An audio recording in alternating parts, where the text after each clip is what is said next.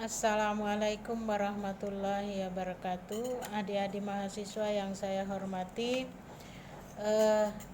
pertemuan kedua kita adalah terkait dengan mata kuliah pengantar sastra. Adik-adik, sebelum kita lanjut, pengantar sastra ini adalah ada kaitannya atau ada hubungannya dengan sejarah sastra, teori sastra, dan juga kritik sastra. Oleh sebab itu, adik-adik mahasiswa silakan mencari buku-buku yang terkait dengan sastra, apakah itu pengantar sastra, teori sastra, ya. Buku-bukunya banyak, ya. Silakan adik-adik mencari literatur baik itu di internet, buku-buku yang terkait dengan pengantar sastra, teori sastra, biasanya tidak ada perbedaan. Baik, dalam tatap muka yang kedua ini yang terkait dengan pengantar sastra, apa sih tujuan kita mempelajari pengantar sastra ini? Yang pertama adalah mahasiswa diharapkan mempunyai pemahaman yang jelas tentang konsep sastra sebagai pengantar ke arah pengajaran sastra. Yang kedua, mahasiswa diharapkan memiliki pengetahuan tentang sistem dan konversi sastra sebagai patokan memahami sastra secara umum. Yang ketiga, bagaimana mahasiswa diharapkan memahami konsep dan ragam tentang cipta karya sastra. Dan yang keempat, mahasiswa diharapkan memahami perkembangan sastra, baik itu teori sastra, sejarah sastra, dan juga kritik sastra.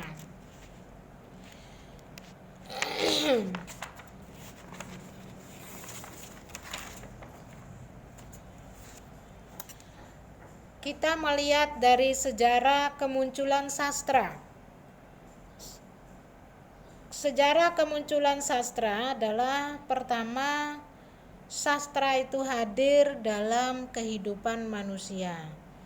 Jadi awalnya sastra ini adalah sebenarnya religius yang berakal dari masa prasejarah. Sastra kini terus diapresiasi dan memperhalus budi spiritual sebagai hiburan dan juga sebagai pengetahuan dan budaya. Jadi dari sejarah kemunculan sastra ini memang dari asal usulnya adalah filsafat sastra itu berasal dari kehidupan manusia. Jadi sastra itu sebenarnya menceritakan tentang kehidupan manusia masa lalu, masa sekarang, dan juga masa yang akan datang. Kronologis kejadian dari masa ke masa itu juga disebut kemunculan sastra. Jadi dibagi-bagi, ya, jadi dibagi-bagi lagi menjadi sastra dalam kehidupan percintaan, sastra dalam kehidupan suasana kerajaan, sastra dalam, jadi dibuat dalam bentuk cerita secara kronologis. Ya, jadi tujuannya adalah untuk memperhalus budi spiritual, juga sebagai hiburan dan juga sebagai ilmu pengetahuan dan budaya. Itulah dari sejarah singkat kemunculan sastra. Adik-adik yang saya hormati, untuk tatap muka yang kedua ini kita juga akan membahas tentang bagaimana sastra itu sendiri. Jadi apa itu sastra? Jadi sastra itu adalah hal yang berasal atau dari kata sas dan tra. Jadi sas dan tra itu adalah untuk mengajar sebagai buku petunjuk. Kalau kita melihat dari pengertian menurut Teu, bahwa sas dan tra itu adalah mengajar, buku petunjuk. Jadi sastra itu berarti tulisan dalam bahasa Melayu, ya. Jadi sastra berarti tulisan. Kalau kita melihat dari bahasa Melayu, su itu artinya baik, tulisan yang baik ya. Jadi kalau melihat dari asal usul kata sastra, bahwa sastra itu secara umum adalah sebuah tulisan yang baik ya. Jadi sastra itu hendaknya dibatasi pada seni sastra yang bersifat imajinatif ya. Jadi memang pada dasarnya sastra itu kita melihat membatasinya dari sesuatu yang imajinatif. Adik-adik, materi yang sebagian besar yang sudah saya sampaikan kemarin yang terkait dengan unsur-unsur prosa, unsur-unsur fiksi ya, itu juga akan Anda pelajari, baik itu unsur fiksi, cerita fakta ya, unsur-unsur dalam puisi dan lain sebagainya, itu sudah saya sampaikan melalui materi di WA Group. Namun pada tatap muka yang kedua ini Anda harus kita menjelaskan hal-hal yang terkait dengan ilmu sastra. Secara hierarki mungkin bisa Anda lihat ya. Jadi kalau Ibu perlihatkan ini ya. Jadi mudah-mudahan bisa dibaca yang di bawahnya ini ya. Bahwa ini adalah ilmu sastra ya. Ilmu sastra ini adalah kita bisa melihat secara hierarki bahwa ilmu sastra itu ada sejarah sastra seperti yang saya sampaikan tadi, ada kritik sastra, ada seni sastra, ada teori sastra, ada filologi ya. Jadi sejarah sastra itu adalah berusaha menceritakan tentang sejarah perkembangan sastra dari abad ke abad ya, dari tahap ke tahap. Kritik sastra itu adalah bagaimana kita mengkritik sebuah karya sastra itu untuk ilmu pengetahuan. Jadi seni sastra ini bisa berupa seni patung, seni lukis ya, seni ada kaligrafi dan lain sebagainya, itu masuk dalam seni sastra. Teori sastra ini adalah bagaimana teori-teori sastra yang terbaru yang ingin kita gunakan dalam menganalisis sebuah kajian sastra.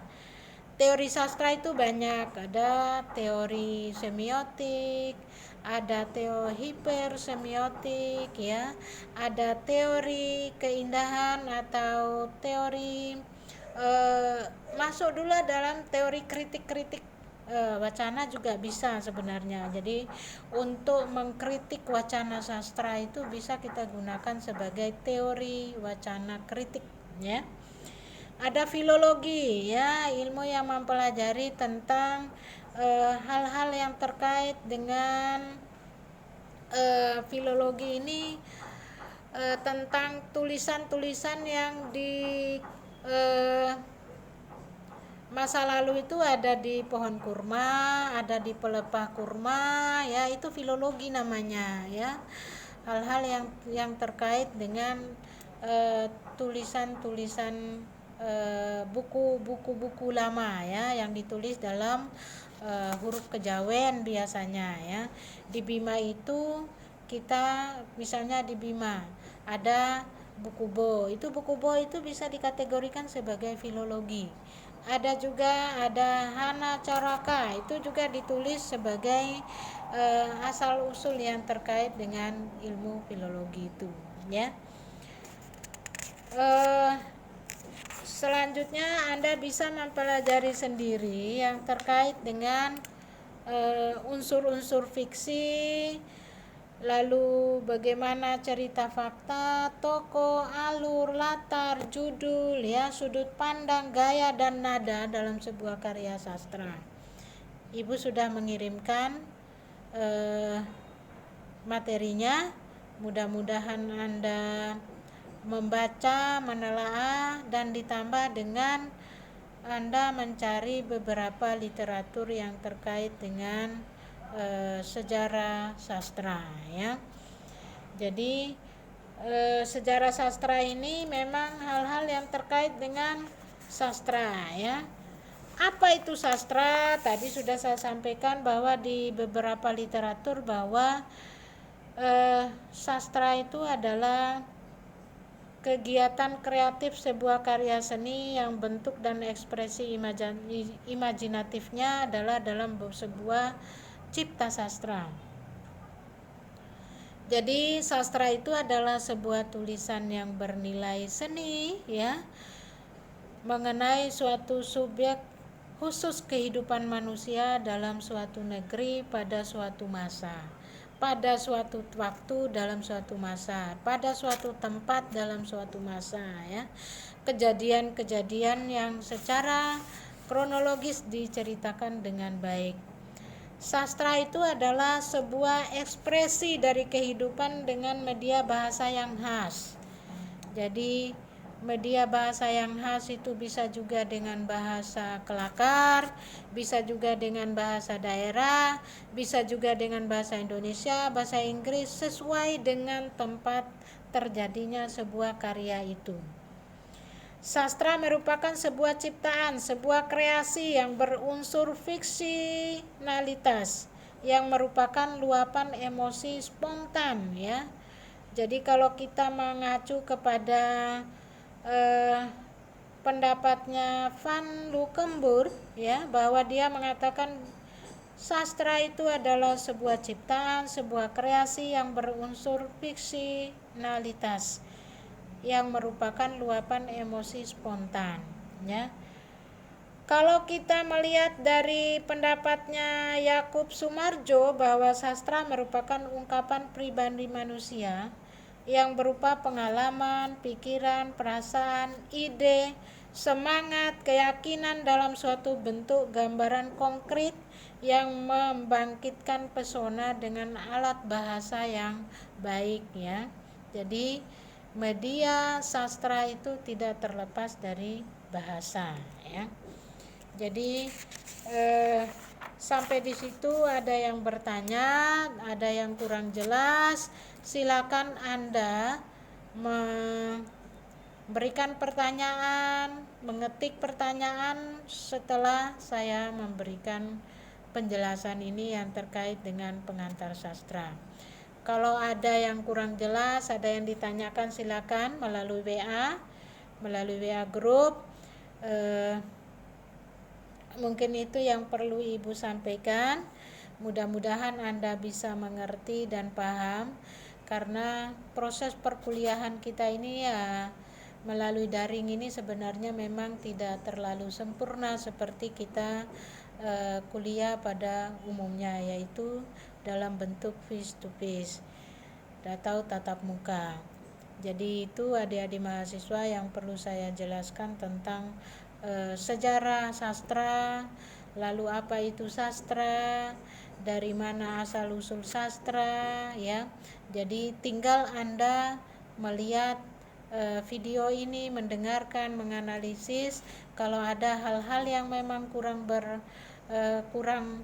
jelas terkait dengan apa yang saya sampaikan, silakan diketik di WA group atau ditanyakan di WA group. Itulah pertemuan yang kedua yang perlu saya sampaikan terkait dengan pengantar sastra. Mohon maaf. Salam sehat, semoga kita tetap sehat selalu ya.